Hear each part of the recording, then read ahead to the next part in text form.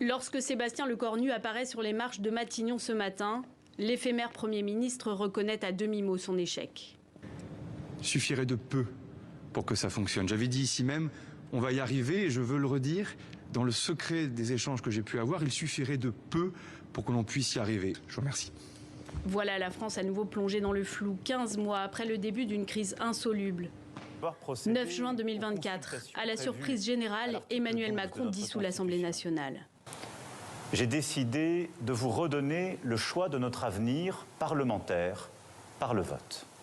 Paris risqué, les législatives plongent le pays dans une impasse politique inédite. Aucune majorité claire, des blocs irréconciliables. Chaque vote à l'Assemblée vire au bras de fer, voire au pugilat. Le pays découvre une 5e République affaiblie.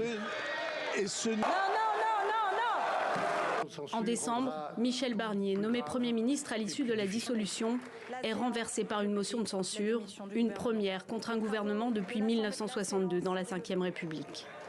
Avant Noël, François Bayrou, le centriste, lui succède à Matignon.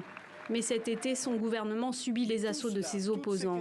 Les critiques se cristallisent autour du projet de suppression de 2 jours fériés. Ce que dit le moment que nous vivons, c'est qu'il y a un chemin, et c'est le seul pour la France, celui de la vérité partagée et du courage qu'on choisit ensemble. Je vous remercie. Dans l'espoir de recoller les morceaux, François Bayrou engage un vote de confiance début septembre, mais sans surprise, il est désavoué par le Parlement et présente à son tour sa démission. Après ce dernier coup de tonnerre du départ de Sébastien Lecornu, tous les regards se tournent vers Emmanuel Macron.